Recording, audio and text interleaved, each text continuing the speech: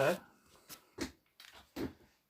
This is chapter 1 of Anti-Bolshevik Communism by Mattick Sr. The chapter is entitled Karl Kautsky, From Marx to Hitler. I feel like I should let anyone listening know that I'm conducting this reading shirtless. Let us proceed.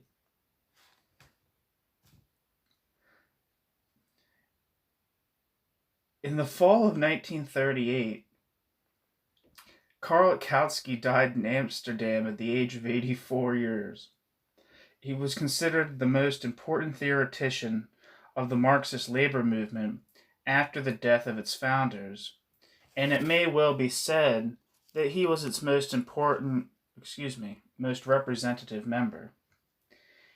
In him were very clearly incorporated both the revolutionary and the reactionary aspects of the movement. But whereas Friedrich Engels could say at Marx's grave that his friend was first of all a revolutionist, it would be difficult to say the same at the grave of his best-known pupil. Quote, "As a theoretician and politician, he will always remain an object of criticism," end quote, wrote Friedrich Adler in memory of Kautsky. Quote, "But his character lies open. His whole life he remained true to the highest majesty, his own conscience," end quote. The shirtless thing isn't helping, I guess.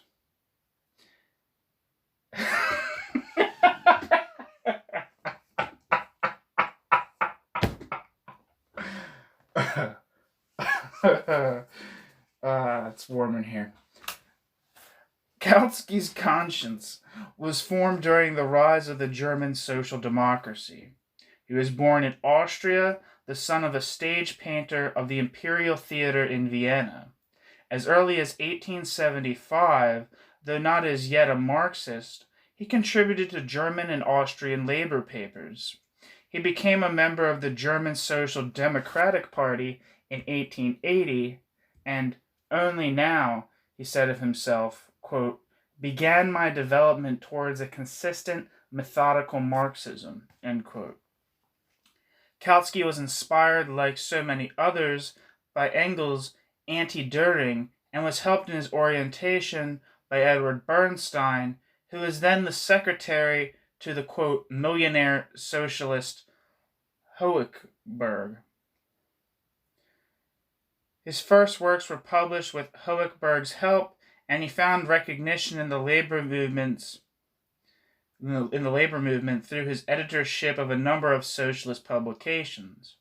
In 1883, he founded the magazine Neue Zeit, which under his direction became the most important theoretical organ of the German social democracy. Kautsky's literary and scientific work is impressive not only because of the scope of his interests, but also because of its volume.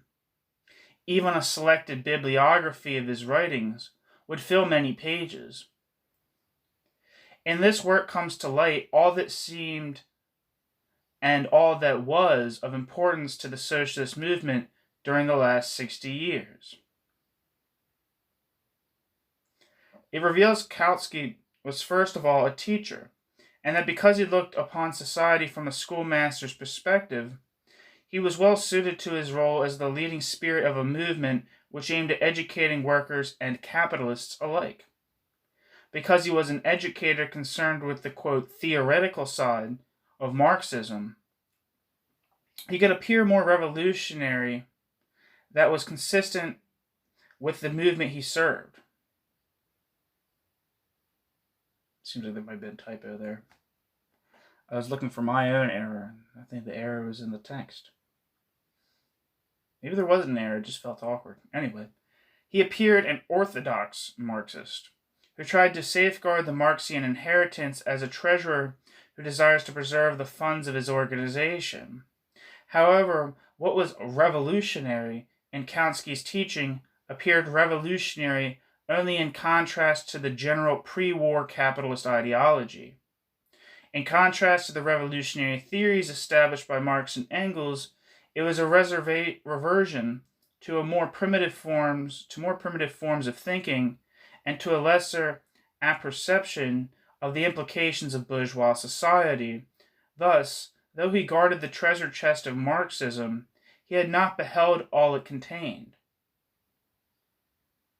In 1862, in a letter to Kugelmann, Marx expressed the hope that his non-popular works, attempting to revolutionize economic science, would in due time find adequate popularization, a feat that should be easy after the scientific basis had been laid. Quote, "My life work became clear to me in 1883, end quote, wrote Kautsky. Quote, "It was to be designated to the propagandizing and popularization, and as far as I am able to, the continuation of the scientific results of Marx's thinking and research," end quote. However, not even he, the greatest popularizer of Marx, has fulfilled Marx's hope. His simplifications turned out to be new mystifications, unable to comprehend the true character of capitalist society. Nevertheless, even in their watered form, Marx's theories remain superior to all the social and economic bourgeois theories, and Kautsky's writings gave strength and joy to hundreds of thousands of class-conscious workers. He gave expression to their own thoughts, and in a language nearer to them than that of the more independent thinker, Marx. Though the latter demonstrated more than once his great gift for cogency and clarity, he was not schoolmaster enough to sacrifice to propaganda the enjoyment of his intellectual caprice. When we said that Kautsky represented also what was reactionary in the old labor movement, we are using that term in a highly specific sense. The reactionary elements in Kautsky and in the old labor movement were objectively conditioned, and only by a long period of exposure to an inimical reality was developed that subjective readiness to turn defenders of the capitalist society. In Capital, Marx pointed out that, quote, "a rise in the price of labor as a consequence of the accumulation of capital only means, in fact, that the length and weight of the golden chain the worker has already forged for himself allow of a relaxation of the tension of it," end quote. The possibility, under conditions of a progressive capital formation, of improving labor conditions and of raising the price of labor transformed the workers' struggle into a force for capitalist expansion. Like capitalist competition, the workers' struggle served as an incentive for further capital accumulation. It accentuated capitalist, quote, "progress." All gains of the workers were compensated for by an increasing exploitation, which in turn permitted a still more rapid capital expansion. Even the class struggle of the workers could serve the needs not of the individual capitalist, but of capital. The victories of the workers turned always against the victors. The more the workers gained, the richer capital became. The gap between wages and profits became wider with each increase of the workers' share. The apparently increasing strength of labor was in reality the continuous weakening of labor's position in relation to that of capital. The successes of the workers, hailed by Edward Bernstein as a new era of capitalism, could in the sphere of social action end only in the eventual defeat of the working class as soon as capital changed from expansion to stagnation. In the destruction of the old labor movement, the sight of which Kautsky was not spared, became manifest the thousands of defeats suffered during the upswing period of capitalism, and though these defeats were celebrated as victories of gradualism, they were in reality only the gradualism of the workers' defeat in a field of action where the advantage is always with the bourgeoisie. Nevertheless, Bernstein's revisionism, based on the acceptance of appearance for reality and suggested by bourgeois empiricism, though at first denounced by Kautsky, provided the basis for Kautsky's own success. For without the non-revolutionary practice of the old labor movement, whose theories were formed by Bernstein, Kautsky would not have found a movement and a material basis on which to rise as an important Marxian theoretician. The objective situation, which, as we have seen, transformed the successes of the labor movement into just so many steps towards its destruction, created a non-revolutionary ideology which was more in harmony with the apparent reality, and which was later denounced as social reformism, opportunism, social chauvinism, and outright betrayal. However, this betrayal did not very much bother those who were betrayed. Instead, the majority of the organized workers approved of the change of attitude in the socialist movement, since it conformed to their own aspirations developed in an ascending capitalism. The masses were as little revolutionary as their leaders, and both were satisfied with their participation in capitalist progress. Not only were they organizing for a greater share of the social product, but also for a greater voice in the political sphere. They learned to think in terms of bourgeois democracy. They began to speak of themselves as consumers. They wanted to take part in all that was good of culture and civilization. Franz Mehring's History of the German Social Democracy typically ends in a chapter on art and the proletariat. Science for the workers, literature for the workers, schools for the workers, participation in all the institutions of capitalist society, this and nothing more was the real desire of the movement. Instead of demanding the end of capitalistic science, it asked for labor scientists. Instead of abolishing capitalistic law, it trained labor lawyers. In the increasing number of labor historians, poets, economists, journalists, doctors, and dentists, as well as parliamentarians and trade union bureaucrats, it saw the socialization of society, which therewith became increasingly its own society. That which one can consciously share in, one will soon find defendable. Consciously and unconsciously, the old labor movement saw in the capitalist expansion process its own road to greater welfare and recognition. The more capital flourished, the better were the working conditions. Satisfied with action within the framework of capitalism, the workers' organizations became concerned with capitalism's profitability.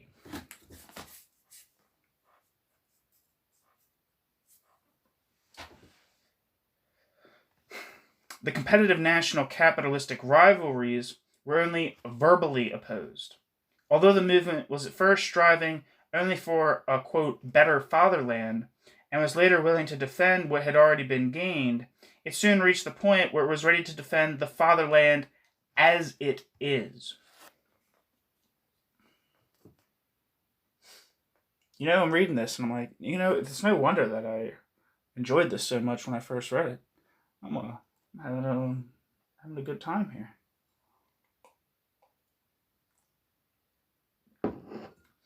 This is probably one of the first texts by a Marxist that I really got into. I would probably say that. After endnotes and stuff, which kind of got into from being related roughly to anarchism. Although I wouldn't say I was unrelated to anarchism now. I'm just saying that's where I discovered Paul Mattick and the more libertarian, I suppose you'd say, end of the Marxist tradition. Any hooser. Let me read the next paragraph. The tolerance that Marx's followers displayed towards the bourgeois society was not one-sided. The bourgeoisie itself had, in its very struggle against the working class, learned to, quote, understand the social question, end quote. I don't know whose quote that is, or if that's just a common phrase that was frequented in the labor movement of the time. Its interpretation of social phenomenon became increasingly more materialistic, the bourgeoisie he's talking about. And soon there was an overlapping of ideologies in both fields of thought. a condition increasing still further the harmony based on the actual disharmony of class frictions within a rising capitalism. However, the Marxists were more eager than the bourgeoisie to, quote, learn from the enemy. The revisionist tendencies had developed long before the death of Engels. The revisionist Engels and Marx himself had wavered and displayed moments in which they were carried away by the apparent success of their movement. But what with them was only a temporary modification of their essentially consistent thinking became belief and science. For that movement which learned to see progress in larger trade union treasures and greater election votes. After 1910, the German social democracy found itself divided into three essential groups. There were the reformists, openly favoring German imperialism. There were the left, distinguished by such names as Luxemburg, Liebknecht, Mehring, and Pannekoek. And there was the center, trying to follow traditional paths, that is, only in theory, as in practice the whole of the German social democracy could do only what was possible, i.e., what Bernstein wanted them to do. To oppose Bernstein could mean only to oppose the whole of the social democratic practice. The left began to function as such only at a moment when it began to attack social democracy as a part of capitalist society. The differences between the two opposing factions could not be solved ideationally. I don't know if I've ever heard that word, ideationally. Anyway, sorry, let me repeat that sentence. The differences between the two opposing factions could not be solved ideationally. They were solved when the Noske, don't you say when, like, in German, when there's an E at the end, don't you say, like, you don't say Herbert Marcuse with Herbert Marcus or something like that. Or Marcuse. You say, So I'm going to say Noske, but he was like Noske was the head of the reformist wing, the trade union bureaucracy, I believe, maybe I'm wrong here, of the Social Democratic Party after the fall of the Hohenzollern monarchy with the abdication of Kaiser Wilhelm, I think. Sorry, let me repeat that. The differences between the two opposing factions could not be solved ideationally. They were solved when the Noske terror murdered the Spartacus group in 1919. With the outbreak of the war, the left found itself in the capitalist prisons, and the right on the general staff of the Kaiser. The center, led by Kautsky, simply dispensed with all problems of the socialist movement by declaring that neither the social democracy nor its international could function during periods of war, as both were essentially instruments of peace. Quote, this position, Rosa Luxemburg wrote, quote, is the position of a eunuch. Dare you. Sorry. Oh, I'm 12. This position, Rosa Luxemburg wrote, is the position of a eunuch. After Kautsky has supplemented the Communist Manifesto, it now reads, proletarians of all countries, unite during peace times, during war times, cut your throats. End quote. The war and its aftermath destroyed the legend of Kautsky's Marxist, quote, orthodoxy. Even his most enthusiastic pupil, Lenin, had to turn away from the master. In October 1914, he had to admit that as far as Kautsky was concerned, Rosa Luxemburg had been right. I'm just talking about Lenin. In a letter to Shliapnikov, see the guy who's He's the metal worker guy. I don't know. Maybe he's not. I don't fucking know. In a letter to Shliapnikov, quote, she was long ago that Kautsky. She saw long. Oh, Jesus Christ. Quote, she saw long ago that Kautsky, the servile theoretician, was cringing to the majority of the party, to opportunism. There is nothing in the world at present more harmful and dangerous for the ideological independence of the proletariat than this filthy, smug, and disgusting hypocrisy of Kautsky. He wants to hush everything up and smear everything over, and by sophistry and pseudo-learned rhetoric, lull the awakened consciences of the workers. End quote. What distinguished Kautsky from the general run of intellectuals who flocked to the labor movement as soon as it became more respectable and who were only too eager to foster the trend of class collaboration was a greater love for theory, a love which refused to compare theory with actuality, like the love of a mother who prevents her child from learning the facts of life too early. Only as a theoretician could Kautsky remain a revolutionist. Only too willingly he left the practical affairs of the movement to others. However, he fooled himself. In the role of mere theoretician, he ceased to be a revolutionary theoretician, or rather, he could not become a revolutionist. As soon as the scene for a real battle between capitalism and socialism after the war had been laid, his theories collapsed because they had already been divorced in practice from the movement they were supposed to represent. Coffee time.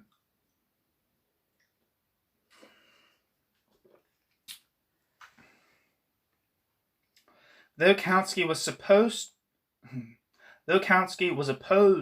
to the unnecessarily enthusiastic chauvinism of his party, though he hesitated to enjoy the war as Ebert, Scheidemann, and Hindenburg did, though Kautsky was not in favor of an unconditional granting of war credits, nevertheless, up to his very end, he was forced to destroy with his own hands the legend of his Marxian orthodoxy that he had earned for himself in 30 years of writing. Kautsky, who in 1902 had pronounced that we have entered a period of proletarian struggles for state power, declared such attempts to be sheer insanity when workers took him seriously. He had fought so valiantly against the ministerialism of Millerand and Juarez. Is that how you say it? Juarez? Man, I'm dumb. I should know that. Juarez in France championed 20 years later the coalition policy of the German social democracy with the arguments of his former opponents. He who concerned himself as early as 1909 with, quote, the way to power, dreamed after the war of a capitalist, quote, ultra-imperialism as a way to world peace, and spent the remainder of his life reinterpreting his past to justify his class collaboration ideology. Quote, in the course of its class struggle, end quote, he wrote in his last work, quote, the proletariat becomes more and more the vanguard for the reconstruction of humanity, in which in always greater measure also non-proletarian layers of society become interested. This is no betrayal of the class struggle idea.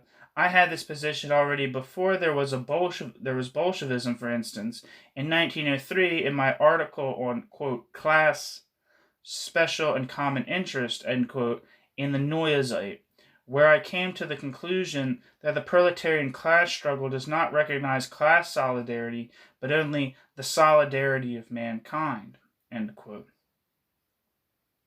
Indeed, it is not possible to regard Kautsky as a, quote, renegade.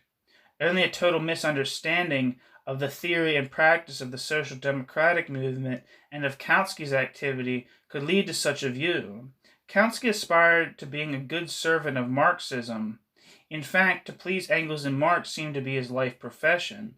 He referred to the latter always in the typical social democratic and Philistine manner as the, quote, great master, the, quote, Olympian, the, quote, thunder god, etc.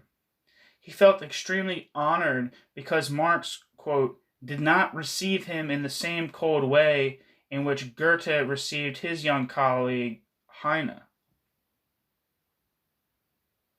end quote. He must have sworn to himself not to disappoint Engels when Engels began to regard him and Bernstein as, quote, trustworthy representatives of Marxian theory, end quote. And during most of his life, he was the most ardent defender of, quote, the word. He is most honest when he complains to Engels, quote, that nearly all the intellectuals in the party cry for colonies, for national thought, for a resurrection of the Teutonic antiquity, for confidence in the government, for having the power of justice replace the class struggle, and express a decided aversion for the materialistic interpretation of history, Marxian dogma, as they call it, end quote. Kautsky wanted to argue against them, to uphold against them what had been established by his idols. A good schoolmaster, he was also an excellent pupil. Engels understood this early degeneration of the movement only too well. In answering Kautsky's complaints, he stated, quote, that the development of capitalism proved itself to be stronger than the revolutionary counterpressure. A new upsurge against capitalism would need a violent shock, such as the loss by England of its domination of the world market or a sudden revolutionary opportunity in France, end quote. But neither the one nor the other event occurred. The socialists no longer waited for revolution. Bernstein waited instead for Engels' death, to avoid disappointing the man to whom he owed most, before proclaiming that, quote, the goal meant nothing and the movement everything, end quote. It is true that Engels himself had strengthened the forces of reformism during the latter part of his life. However, what in his case could be taken only as the weakening of the individual in his stand against the world was taken by his epigons as the source of their strength. Time and again, Marx and Engels returned to the uncompromising attitude of the Communist Manifesto and Capital, as for instance in the Critique of the Gotha Program, which was delayed in its publication in order not to disturb the compromisers in the movement.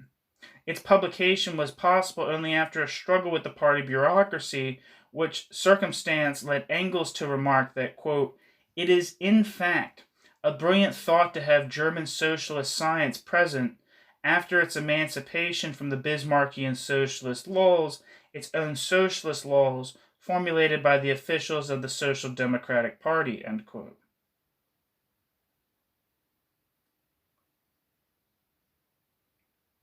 Kautsky defended an already emasculated Marxism. The radical revolutionary anti-capitalist Marxism had been defeated by capitalist development. At the Congress of the Workers' International in 1872 in The Hague, Marx himself had declared, quote, someday the workers must conquer political supremacy in order to establish the new organization of labor. Of course, I must not be supposed to imply that the means to this end will be the same everywhere, and we do not deny that there are certain countries, such as the United States and England, in which the workers may hope to secure their ends by peaceful means, end quote. This statement allowed even the revisionists to declare themselves Marxist, and the only argument Kautsky could muster against them, as for instance during the Social Democratic Party Congress in Stuttgart in 1898, was the denial that the democratization and socialization process claimed by the revisionists, as in the progress in England and America, also held good for Germany. He represented Marx's position as regards the eventuality of a more peaceful transformation of society in some countries. He repeated Marx's position as regards the eventuality of a more peaceful transformation of society in some countries, and added to this remark only that he too, quote, wishes nothing else but to obtain socialism without a catastrophe, end quote. However, he doubted such a possibility. It is understandable that on the basis of such thinking, it was only consistent for Kautsky to assume after the war that with the now possible more rapid development of democratic institutions in Germany and Russia, the more peaceful way to socialism could be realized also in these countries. The peaceful way seemed to him the surer way, as it would better serve that, quote, solidarity of mankind, end quote, that he wished to develop. The socialist intellectuals wished to return the decency with which the bourgeoisie had learned to treat them. After all, we are all gentlemen. Dude, that resounds with me, dude. There's this thing in radical politics that just like disturbs me. Obviously, you could just be like a cartoonish, like confrontationalist, and not be able to like have like a meaningful discussion with anybody, and just be like, and that's no good. But some people like really, really like try so hard to be like scientists or respectable academics or thinkers with that try to like appeal to like I don't know the lamest middle class conservatism in certain respects in order to maybe that's not the best way to put it. I don't fucking know. I'm talking. I'm supposed to be reading. But you know the type. After all, we are all gentlemen. You know what I'm talking. The orderly petty bourgeois life of the intelligentsia, secured by a powerful socialist movement, had led them to emphasize the ethical and cultural aspects of things. The orderly petty bourgeois life of the intelligentsia, secured by a powerful socialist movement, had led them to emphasize the ethical and cultural aspects of things. Kautsky hated the methods of Bolshevism with no less intensity than he did the White Guardists, though in contrast to the White Guardists, Kautsky was in full agreement with the goal of Bolshevism.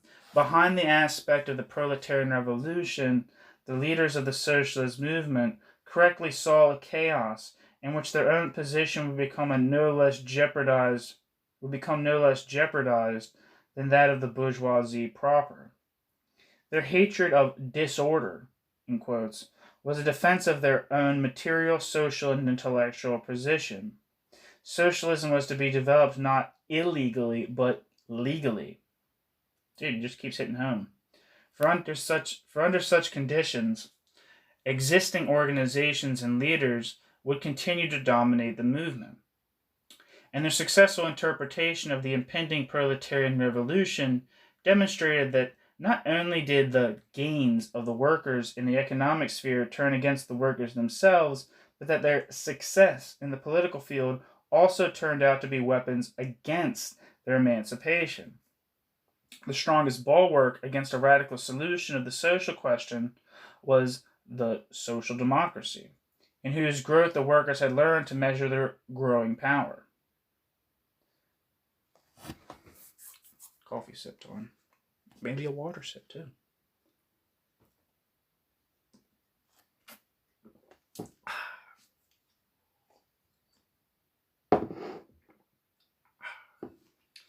Nothing shows the revolutionary character of Marx's theory more clearly than the difficulty to maintain them during non-revolutionary periods. There was a grain of truth in Kautsky's statement that the socialist movement cannot function during war times, as times of war temporarily create non-revolutionary situation. The revolutionist becomes isolated and registers temporary defeat.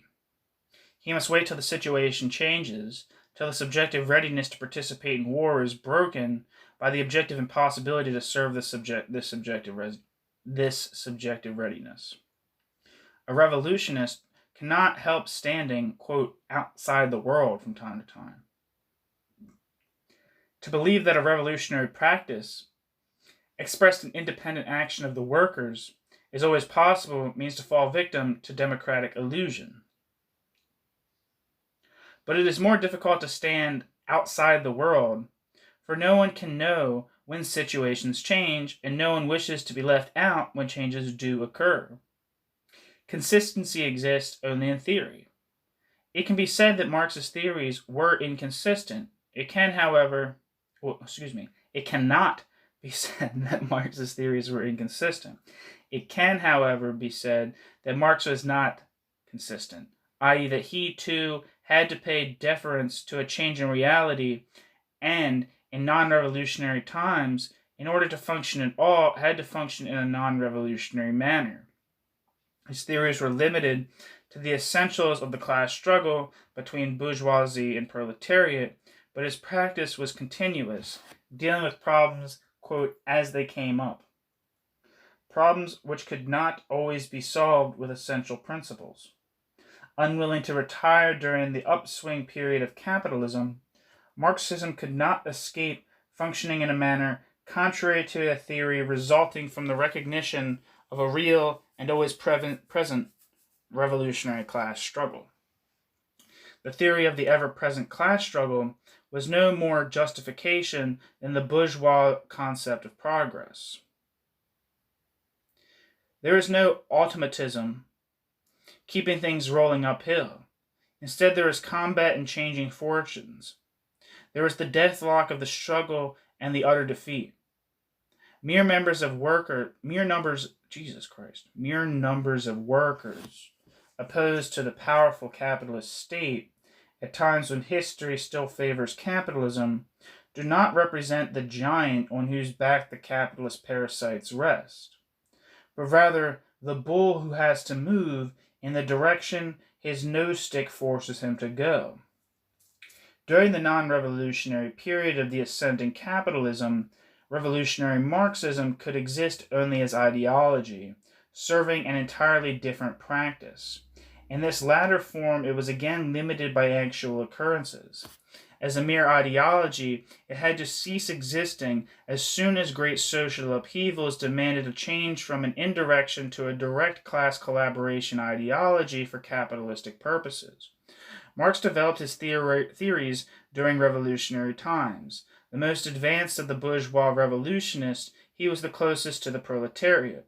The defeat of the bourgeoisie as revolutionists, their success within the counter-revolution, convinced Marx that the modern revolutionary class can be only the working class, and he developed the socioeconomic theory of their revolution.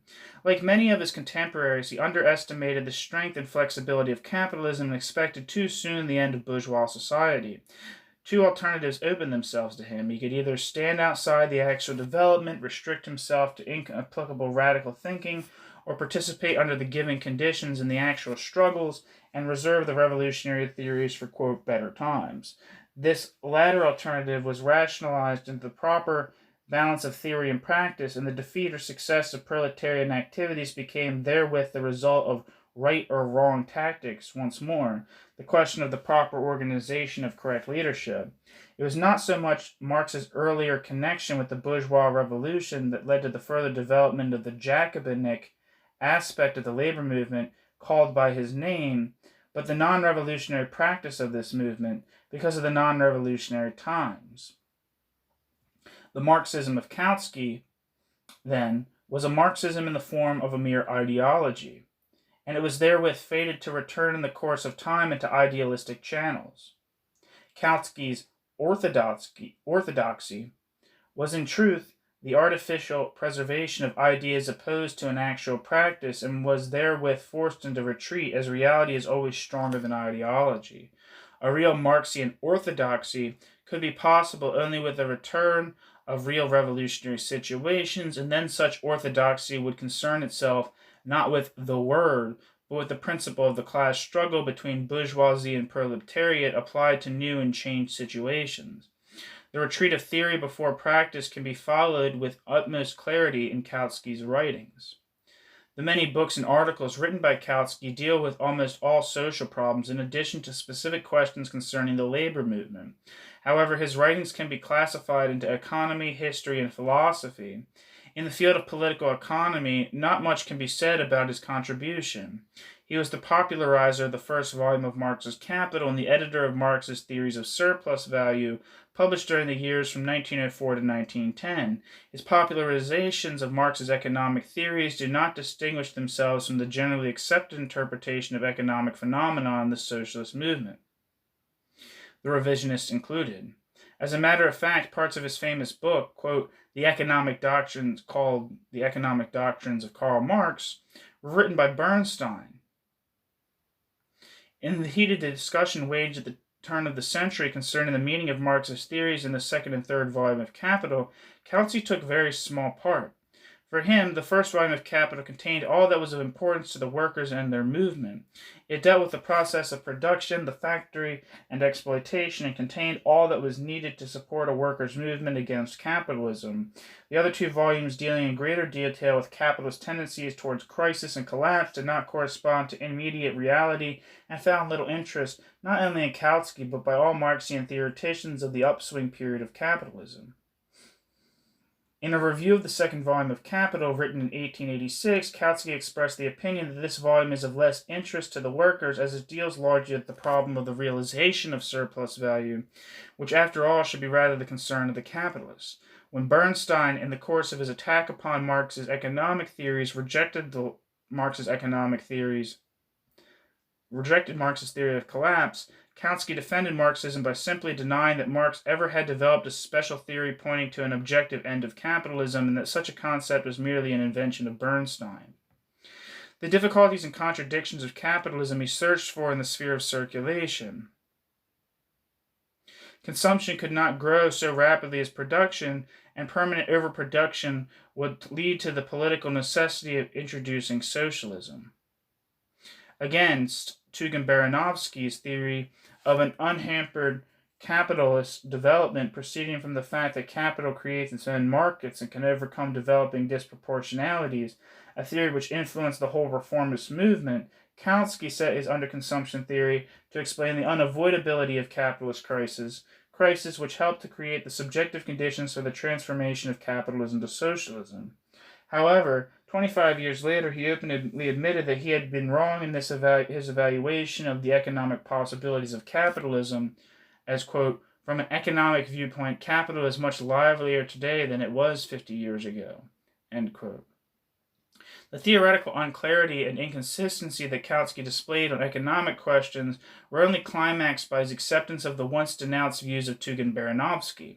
They were only a reflection of his changed general attitude towards bourgeois thought in capitalist society.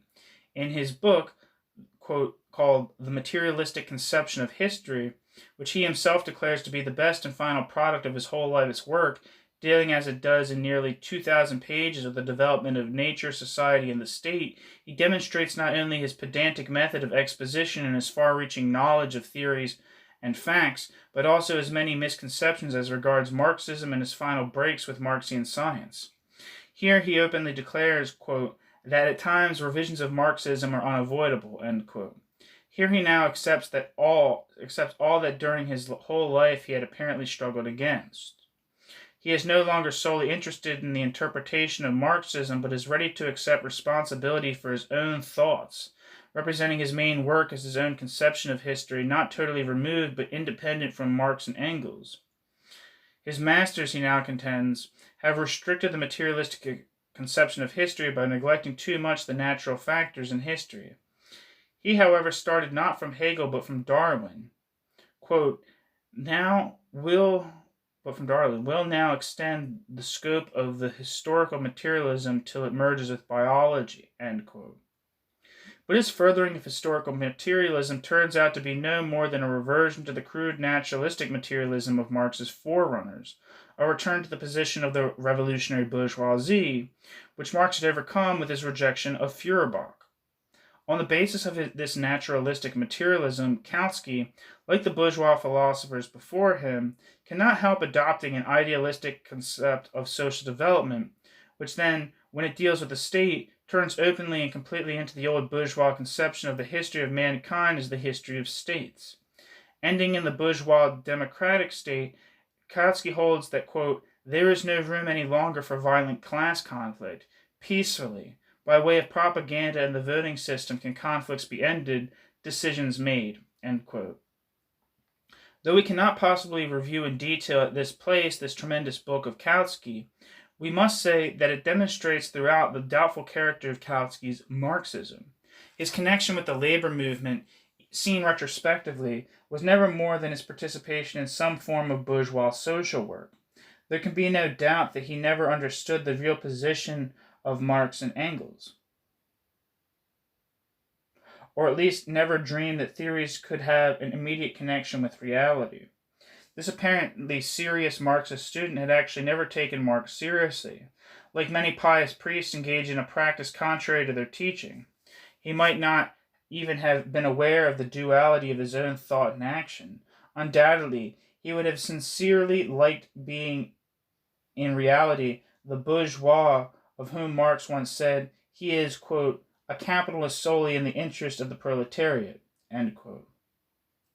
But even such a change of affairs he would reject unless it were attainable in the peaceful bourgeois democratic manner. Kautsky, quote, repudiates the Bolshevik melody that is unpleasant to his ear, end quote, wrote Trotsky, quote, but does not seek another. The solution is simple. The old musician refuses altogether to play on the instrument of the revolution, end quote. Recognizing at the close of his life that the forms of capitalism that he wished to achieve could not be realized by democratic, peaceful means, Kautsky turned against his own practical policy, and just as he was in former times the proponent of a Marxian ideology which altogether divorced from reality could serve only its opponents, he now became the proponent of bourgeois laissez-faire ideology, just as much removed from the actual conditions of the developing fascistic capitalist ideology, and just as much serving this society as his Marxian ideology had served the democratic stages of capitalism. Quote, people love today to speak disdainfully about the liberalistic economy, end quote. He wrote in his last work, quote, however, the theories founded by Kenney, Adam Smith, and Ricardo are not at all obsolete. In their essentials, Marx had accepted their theories and developed them further, and he has never denied that the liberal freedom of commodity production constituted the best basis for its development. Marx distinguishes himself from the classics therein that when the latter saw in commodity production of private producers the only possible form of production, Marx saw the highest form of commodity production leading through its own development to conditions allowing for a still better form of production, social production, where society, identical with the whole of the working population, controls the means of production, producing no longer for profit but to satisfy needs. The socialist mode of production has its own rules, in many respects different from the laws of commodity production. However, as long as commodity production prevails, it will best function if those laws of motion discovered in the era of liberalism are respected. End quote. Jesus Christ. That's rough. Let's just repeat that last sentence. This is coming from the Pope of Marxism, as they say. I'll just reread that last sentence, however. However, as long as commodity production prevails, it will best function if those laws of motion discovered in the era of liberalism are respected. Jesus Christ. That's brutal.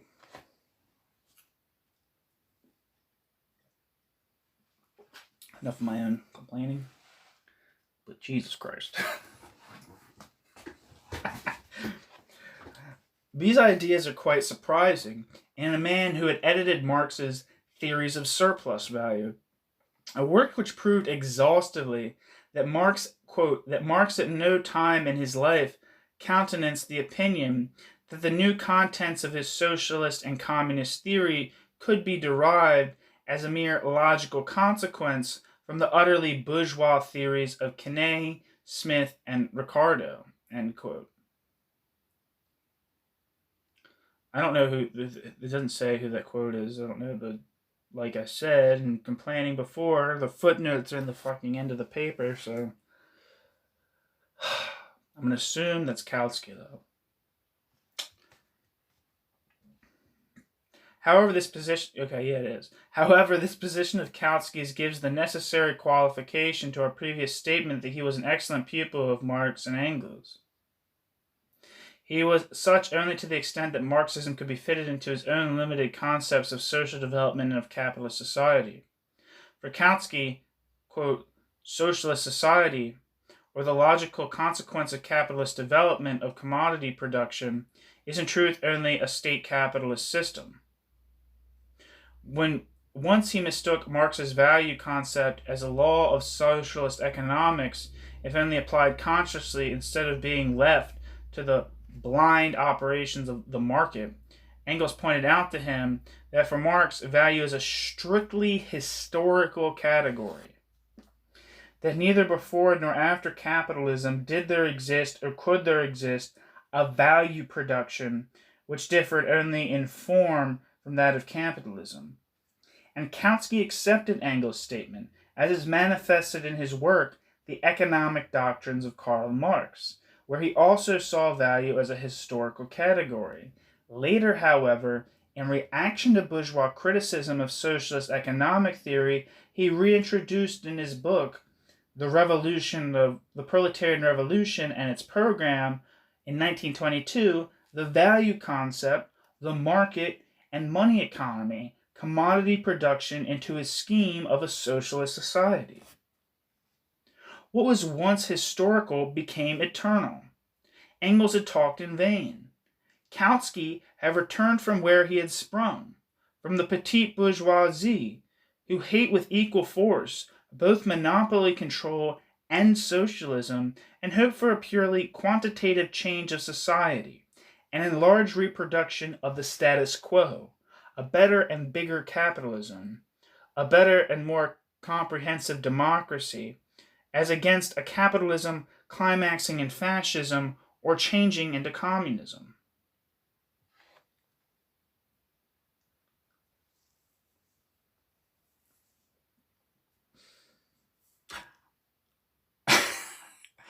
I was thinking of that part in Godfather where I think it's Hyman Roth, and he's like talking about Las Vegas. Maybe he's talking about Havana, and he's like, I hope our casinos are swankier than anything we've ever seen, or something like that. I was like thinking of the bigger and better capitalism, like a swankier capitalism. The maintenance of liberal commodity production and its political expression were preferred by Kautsky to the economics of fascism, because the former system determined his long grandeur and his short misery. Just as he had shielded bourgeois democracy within Marxian phraseology, as he now obscured the fascist reality with democratic phraseology. For now, by turning their thoughts backward instead of forward, he made his followers mentally incapacitated for revolutionary action. The man who shortly before his death was driven from Berlin to Vienna by marching fascism, and from Vienna to Prague, and from Prague to Amsterdam, published in 1937 a book which shows explicitly that once a Marxist makes the step from a materialistic to an idealistic concept of social development, he is surely to arrive sooner or later at that borderline of thought where idealism turns into insanity. There is a report current in Germany that when Hindenburg was watching a Nazi demonstration of stormtroops, he turned to a general standing beside him, saying, quote, I did not know we had taken so many Russian prisoners, end quote. Kautsky, too, in his last book, is mentally still at Tannenberg. His work is a faithful description of the different attitudes taken by socialists and their forerunners to the question of war since the beginning of the 15th century up to the present time. It shows, although not to Kautsky, how ridiculous Marxism can become when it associates the proletarian with the bourgeois needs and necessities. if you also didn't understand the phrase Kautsky too is in his last book is still mentally at Tannenberg. You don't know what that means? I'll let you know something. I'm going to give you a confession. Neither do I. Kautsky wrote his last book, as he said, quote, to determine which position should be taken by socialists and Democrats in case a new war breaks out despite all our opposition to it, end quote. However, he continued, quote, there is no direct answer to this question before the war is actually here and we are all able to see who caused the war and for what purpose it is fought, end quote. He advocates that, quote, if war breaks out, socialists should try to maintain their unity to bring their organizations safely through the war so that they may reap the fruit wherever unpopular political regimes collapse. In 1914, this unity was lost, and we still suffer from this calamity. But today things are much clearer than they were then. The opposition between democratic and anti-democratic states is much sharper, and it can be expected that if it comes to the new world war, all socialists will stand on the side of democracy. End quote. After the experiences of the last war and the history since then, there is no need to search for the black sheep that causes wars, nor is it a secret any longer why wars are fought. However, to pose such questions is not stupidity as one may believe. Behind this apparent naivety lies the determination to serve capitalism in one form by fighting capitalism in another. It serves to prepare the workers for the coming war in exchange for the right to organize in labor organizations, vote in elections, and assemble in formations which serve both capital and capitalistic labor organizations. It is the old policy of Kautsky, which demands concessions from the bourgeoisie in exchange for millions of dead workers in the coming capitalistic battles. In reality, just as the wars of capitalism, regardless of the political differences of the participating states and the various slogans used, can only be wars for capitalist profits and wars against the working class, so too the war excludes the possibility of choosing between conditional and unconditional participation in the war by the workers. Rather, the war, and even the period preceding the war, will be marked by a general and complete military dictatorship in fascist and anti-fascist countries alike. The war will wipe out the last distinctions between the democratic and anti-democratic nations, and the workers will serve Hitler as they served the Kaiser. They will serve Roosevelt as they served Wilson. They will die for Stalin as they died for the Tsar. Kautsky was not disturbed by the reality of fascism, since for Kautsky, democracy was the natural form of capitalism. The new situation was only a sickness, a temporary insanity, a thing actually foreign to capitalism. He really believed in a war for democracy to allow capitalism to proceed in its logical course towards a real commonwealth. And his 1937 predictions incorporated sentences like the following. Quote, the time has arrived where it is finally possible to do away with wars as a means of solving political conflicts between the states. End quote. Or, quote, the policy of conquest of the Japanese in China, the Italians in Ethiopia, is a last echo of a passing time, the period of imperialism. More wars of such a character can hardly be expected. End quote. There are hundreds of similar sentences in Kautsky's book, and it seems at times that his whole world must have consisted in no more than the four walls of his library, to which he neglected to add the newest volumes on recent history. Kautsky is convinced that even without a war, fascism will be defeated, the rise of democracy recur, and the period return for a peaceful development towards socialism, like the period in the days before fascism. The essential weakness of fascism he illustrated with the remark that, quote, the personal character of the dictatorship indicates already that it limits its own existence to the length of a human life, end quote. He believed that after fascism there would be the return to normal life, on an increasingly socialistic, abstract democracy to continue the reforms begun in the glorious time of the social democratic coalition policy. However, it is obvious now that the only capitalistic reform objectively possible today is the fascistic reform. And as a matter of fact, the larger part of the socialization program of the social democracy, which he never dared to put into practice, has meanwhile been realized by fascism. Just as the demands of the German bourgeoisie were met not in 1848, but in the ensuing period of the counter-revolution,